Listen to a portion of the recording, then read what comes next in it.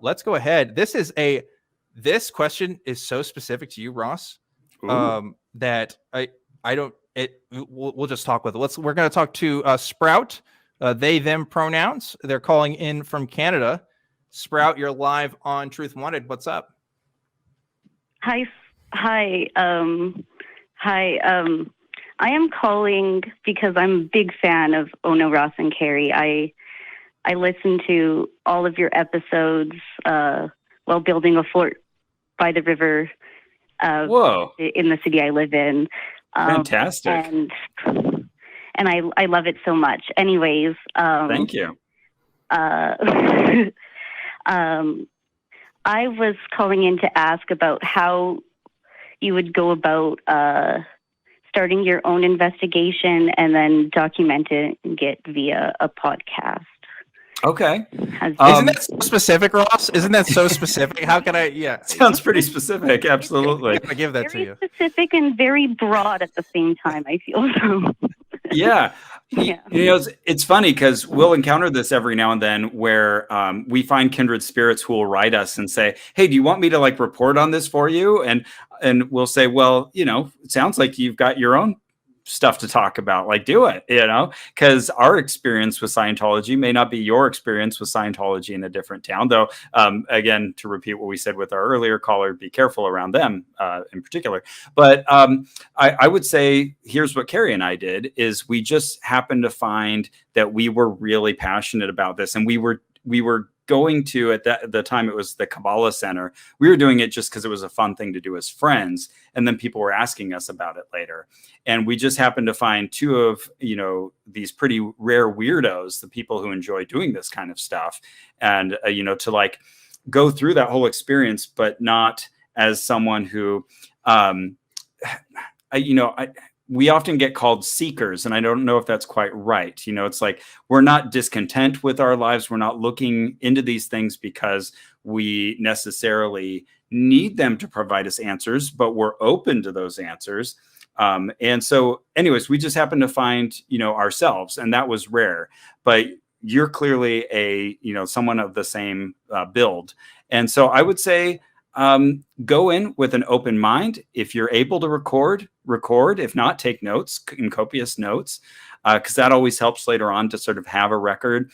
Take pictures wherever you can. I'm always big on that, getting lots of photos wherever we go, because that's really helpful later, just to recall additional things that you might have missed, or as you're describing what you saw, that you have pictures. And I love, like, you know, on our modern phones, it'll show you exactly where you were and the exact time. And that can really help you reconstruct things along with your notes. So gather as much information as you can, have fun, be safe, of course.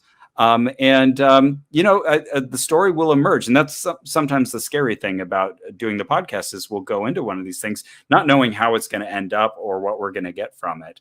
But that's part of the journey. Yeah. Yeah. And I would say too, as someone who also does a podcast, right? There's different avenues that you can take this, and you may not necessarily know what you want to do at first. This show, Truth Wanted, was going to be a completely different thing. I had different ideas. I had no intentions of it being a call-in show when I first started it. I actually wanted to be more street epistemology conversations that I would record and have and just kind of interview people and do stuff like that. I had the idea of it being a call-in stuff because I was working with the Atheist Community of Austin, and they already have all this great equipment to use and stuff. It was like, well, why not incorporate some of that?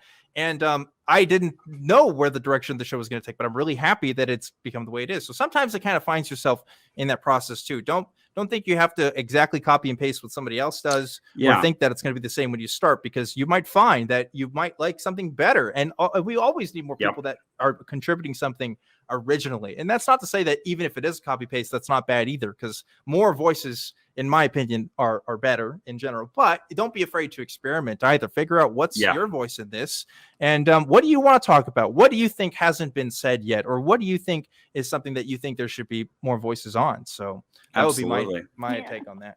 All great points. And go ahead, Sprout. Oh, yeah. I have an idea of what I would like to investigate. Okay. It was a group, or not really a group, but it was a something that I found that is an experience that I had, and then a bunch of other people had a very similar experience, and I was kind of, and I don't really know how I feel about it. I'm kind of being vague, but I also don't want to give, like, if I am going to go into it and stuff, I don't know how much I want to give away, right? Sure. But, sure. Yeah. Trade secrets and all, right? Yeah. But yeah, it was, basically I listened to a band almost exclusively for 5 years, when I was a teenager. And it's kind of a thing about this band that some people, like, it's like a thing that people only listen to them. They like, their podcast is called I Only Listen to the Mountain Goats. I Only Listen to the Mountain Goats is a merch item they've sold for a long time. And whoa. Carrie's a big fan of the Mountain Goats. Yeah. Well, I love the Mountain Goats. Yeah. I just it's an interesting thing, and I don't know exactly how I feel about it. And I like to talk to other people who also only listen to them Interesting. Well, and that can be part of the storytelling, is you kind of figuring out how you feel about it. And to Dan's point, yeah, I think Dan's absolutely right. Like, you know, you don't need to fit into any molds. Make it something that's uniquely you, and be flexible for it to change. You know, so maybe it's not a podcast, maybe it's a series of articles, maybe it's a book, maybe it's whatever. But yeah, find some way to make it something that you feel ownership of. And that was something I felt like. We started our podcast in 2011. And at the time I was an avid podcast listener, and I thought I was late to the game. And so it seemed like we were too late. And there were so many other great shows out there already doing stuff that I admired. And I thought, well, I don't want to just do the same thing. And it was when we had the element of the firsthand investigations. And I think also adding the comedy element to it, and having fun with it. And also being nice. I think that was something that we really wanted to achieve with the show, is that we would be as non-judgmental as possible and not try to have fun at the expense of well-meaning people. I think that's when I felt like, wow, okay, we have something that feels new and fresh.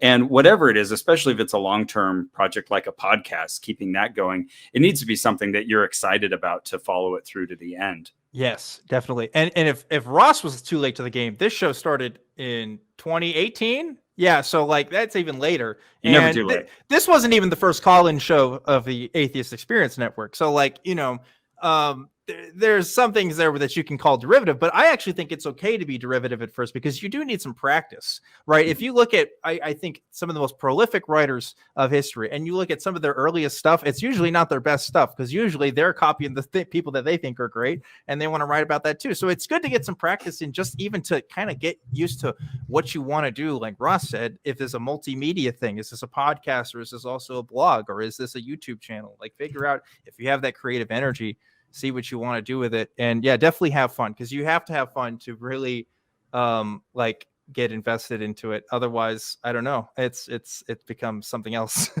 I won't read the whole thing, but sometime, Sprout, I'd recommend, if you haven't seen this already, do a search for Ira Glass creativity quote. He talks about that process of going through making bad stuff, but having an ear where you know you're making bad stuff, and you just have to go through that process and keep making bad stuff until you start making good stuff, you know, and just stick with it, you know, trust the process. That's a strategy I have used for novel writing. Oh, fantastic. There you go.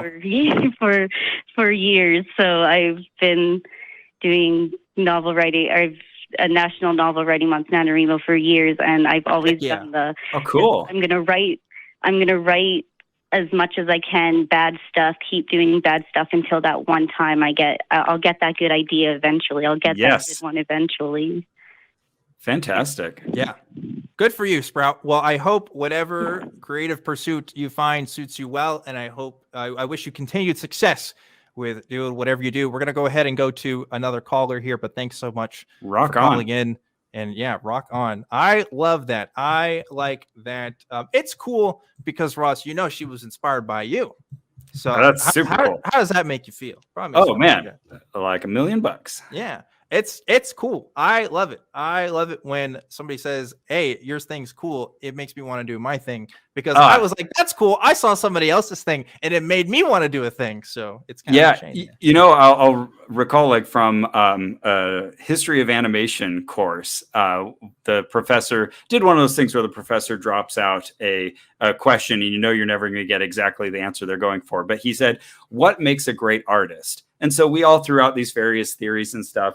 And what he ended up presenting as his definition, I really liked and really stuck with me. And that was, a great artist is one that other artists imitate or respond to. Yeah. Like, oh, wow. That. Yeah. Okay. Like that makes sense. Yeah. That's really good. That's really good.